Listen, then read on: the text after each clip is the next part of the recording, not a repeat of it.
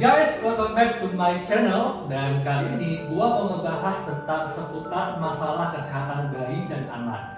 Dan di samping gua sudah ada Dr. Reza Pahlevi, spesialis anak. Halo dok, apa kabar? Halo, apa kabar dok? Gimana? Keren kan? Masih muda nih. Siapapun anak-anak pasti akan suka dengan dia. Amin.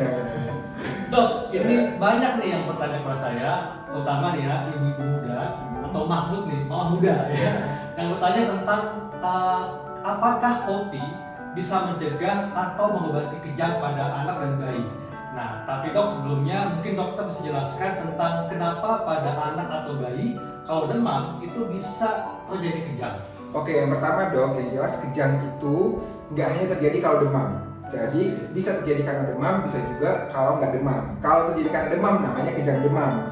Kalau di luar nggak demam bisa juga misalnya ada gangguan elektrolit, gangguan gula darah. Nah, kejang demam sendiri juga bisa karena faktor demamnya, karena suhu tubuh yang meningkat sehingga menyebabkan elektrik di otak itu berubah sehingga menimbulkan kejang. Bisa juga karena adanya infeksi di sistem saraf seperti itu. Jadi demam ini bisa mengacaukan sinyal elektrik, Betul. sinyal listrik pada otak anak ya. Iya, biasanya kalau demamnya tinggi di atas 38,5 derajat baru bisa mencetuskan terjadinya kejang. Nah, sebetulnya suhu bayi dan anak itu berapa sih dok yang normalnya? Normalnya 36,5 sampai 37,5. Itu range normalnya. Di atas itu sudah dikatakan sebagai demam. Tapi biasanya 37,5 sampai 38 itu rentang subfebris namanya. Ya. Di atas 38 baru dikatakan sebagai demam. Nah, pada angka berapa yang bisa memicu kejang? Itu di atas 38,5.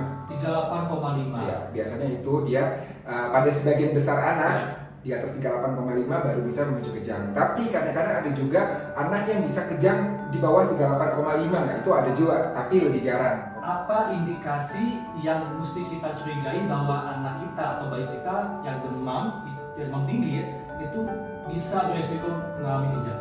Oke, jadi yang pertama ada faktor genetik. Kalau misalnya di keluarga itu ada misalnya salah satu orang tua dengan riwayat kejang demam juga sebelumnya, atau jika itu anak kedua ketiga mungkin ada kakaknya sebelumnya pernah mengalami riwayat kejang demam juga, maka dia memiliki resiko yang lebih besar untuk mengalami kejang demam seperti itu. Jadi dapat diturunkan ya? Betul, jadi ada faktor genetik yang memicunya juga di situ. Nah, selain itu juga perlu kita perhatikan penyebab demamnya apa gitu kan. Kalau misalnya demamnya disertai dengan gangguan lain, misalkan anaknya demam plus diare, nah otomatis kan itu akan terjadi gangguan elektrolit juga lebih mudah pada anak itu juga lebih mudah untuk terjadinya kejang. Ataupun anak dengan demam dan intake-nya nggak bagus, artinya asupannya nggak bagus, beresiko untuk hipoglikemi dan juga bisa menyebabkan dia untuk kejang. Ada sebagian bayi atau anak yang kejangnya seluruh badan, tapi ada yang setengah doang. Iya. Nah, ini bedanya apa? Itu sebenarnya memang bentuk kejang berbeda-beda. Jadi klasifikasi kejang itu ada yang namanya kejang umum. Kejang umum itu kejang di seluruh tubuh ya.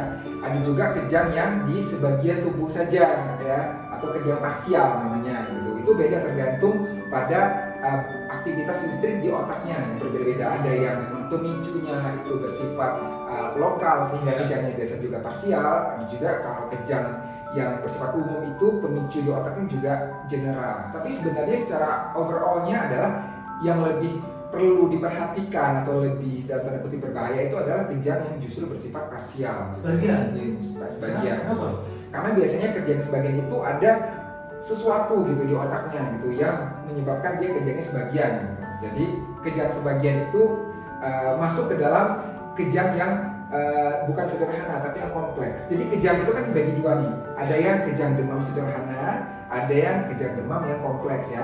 Kalau kejang demam sederhana ini kan dia anaknya kejang, kemudian dia juga tidak berulang dalam 24 jam, kemudian dia juga kejangnya total atau seluruh tubuh. Tapi kalau misalnya nggak memenuhi ini, artinya misalnya kejangnya itu cukup lama ya, kemudian kejangnya berulang dalam 24 jam lebih dari satu kali, atau kejangnya itu vokal, maka itu kejang kompleks. Artinya kita harus lebih berhati-hati berpikir mungkin ada masalah lain nih, nggak hanya karena faktor demamnya saja. Oke. Jadi bisa dikatakan kalau kejang demam yang sebagian itu artinya prognosisnya lebih tidak bagus dibandingkan kejang yang seluruh tubuh. Ini kan kalau untuk anak yang lebih besar, mungkin orang tua bisa tahu nih ciri-ciri ketika anak mau kejang. Tapi kalau untuk bayi ini bagaimana orang tua bisa lebih cekatan, lebih waspada bahwa ini gejala-gejala si bayi mau kejang. Oke, jadi kalau kejang pada bayi itu agak beda bentuknya dengan dewasa. Biasanya dia ada gerakan-gerakan mengayuh, jadi gerakan-gerakan repetitif, kemudian mencucu, bisa matanya kelihatan menengok ke atas juga, gitu itu tanda-tandanya. Tapi nggak melulu dia harus pelonjotan dan kaku seperti pada anak. Gitu. Bisa aja dia itu gerakannya mengayuh gitu, mengayuh. Tapi yang jelas terjadinya spontan. Gitu. Jadi bukan karena ada suatu pencetus, tapi memang terjadinya spontan, artinya tiba-tiba munculnya gitu. Dan kalau bisa kita tahan, dia juga tetap bergerak gitu. Bukan yang kalau dia misal bergerak nih, kita pegang terus diam, itu bukan. Tapi kalau bisa kita pegang, tetap ada gerakan itu. Iya. Gitu. Itu kemungkinan kejang. Katanya kopi ini bisa mencegah atau mengobati kejang pada bayi dan anak. Ini fakta atau mitos, Dok? Itu mitos. Oh, mitos. Mitos. Jadi ternyata kalau bisa kita searching literatur di medis itu nggak ada yang mengatakan bahwa kopi itu bisa menyebabkan berhentinya kejang gitu. Justru sebagian literatur mengatakan bahwa konsumsi kopi yang terlalu banyak justru itu malah bisa memicu kejang karena kopi sendiri bisa berinteraksi dengan obat-obat kejang. Apa, Dok, dampaknya kalau misalnya si bayi atau anak ketika kejang dikasih kopi? Nah, ini apa dampaknya, Dok? Oke, jadi kopi itu kan merangsang denyut jantung bekerja lebih cepat gitu. Jadi palpitasi, artinya deg-degan, frekuensi nadi meningkat, anaknya bisa menjadi sulit tidur bahkan gitu. Jadi malah tereksitasi gitu dengan mengkonsumsi kopi tersebut gitu. Jadi itu sih risikonya gitu. Justru dia malah nggak bisa istirahat. Padahal kalau kita lihat obat-obat kejang itu kan biasanya habis berikan berkejang itu anak biasanya dia tenang tidur gitu. Malah ini efeknya sebaliknya gitu kalau diberikan kopi gitu. Tapi kalau pada bayi nih, Dok, bayi yang masih kecil, andai kata terlanjur dikasih kopi, nah ini gejala apa nih yang mesti diwaspadai oleh orang tua? Wah, ini kayaknya kesalahan akibat kasih kopi nih.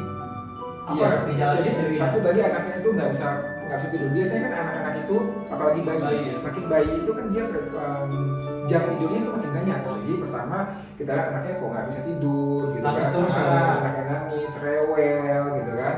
Anaknya itu kayak melek terus, muntah karena asam lambung yang naik akibat kopi, bisa dikasih. Jadi itu mitos, Dok, ya. Gitu. Nah, ini yang paling penting, Dok. Apa nih yang mesti dilakukan oleh orang tua ketika menghadapi anak atau bayinya kejang? Oke, yang pertama jangan panik karena panik adalah sumber kita melakukan hal-hal yang nggak rasional ya. Tuh. Jadi pertama tenang dulu, kemudian patensi jalan nafas paling penting gitu. Jadi patensi jalan nafas itu paling penting. Jadi patensinya maksudnya Patensi artinya apa? Artinya anaknya dibaringkan, kemudian kalau misalnya memakai baju ketat dilonggarkan sedikit agar nafasnya bisa baik. iya. Kemudian jangan masukkan benda-benda ke mulutnya, misalnya memasukkan sendok atau apa itu jangan gitu justru. Kan kalau kejang sukanya ada gitu kan? Iya, nggak boleh ya. karena itu justru dapat menghambat jalan nafasnya, ditakutkan seperti itu ya. Nah kemudian kalau dia muntah maka dimiringkan karena muntahannya ditakutkan nanti akan masuk ke saluran nafas kalau nggak seperti itu. Nah kemudian kalau memang nggak ada persiapan apa-apa di rumah segera dibawa ke rumah sakit atau klinik. Tapi kalau di rumah memiliki obat anti kejang yang suppositoria diazepam yang bisa dicolok di dubur maka bisa diberikan itu sesuai dengan berat badan anak. Biasanya kalau di bawah 12 kilo kita berikan yang 5 mg, di atas 12 kilo kita berikan yang 10 mg sambil jalan ke rumah sakit. Iya.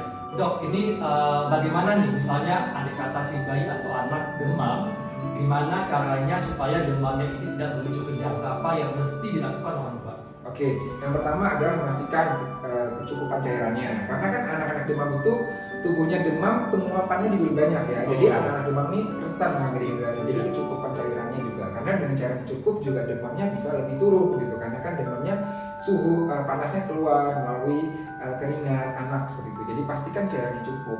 Kemudian yang kedua adalah pantau suhu anak. Jadi sebaiknya itu orang tua tuh memiliki termometer di rumah. Sehingga pada makanan demam kita bisa mengatasi demam dengan cara misalnya dikompres atau dengan diberikan obatan penurun demam gitu sehingga demamnya itu nggak sampai mencapai terlalu tinggi sehingga bisa memicu dia kejang seperti itu. Kemudian kalau memang pas dilihat ternyata demamnya tinggi gitu segera dibawa ke dokter gitu agar bisa diturunkan dulu. Apa dampaknya ketika anak-anak ini tumbuh dewasa kalau ketika masih bayi atau masih kecil sering mengalami kejang demam? Oke, jadi kalau misalnya kejang demam yang sederhana itu tidak ada atau sedikit sekali konsekuensi masa depan sebenarnya gitu.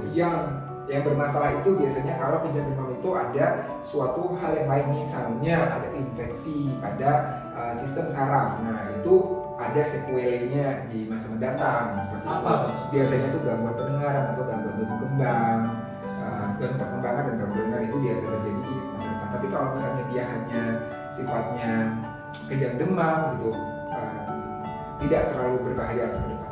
Baik dok, terima kasih untuk edukasinya dan tentunya sangat membantu para teman-teman yang memiliki anak atau bayi. Jadi intinya adalah tetap jangan panik dan tentunya waspada itu tetap perlu. Tetap dapatkan informasi yang benar dari sumber yang terpercaya dan jangan lupa untuk subscribe YouTube channel gua, like, dan gua akan kembali dengan informasi yang menarik lainnya. Oke guys, see you. Dan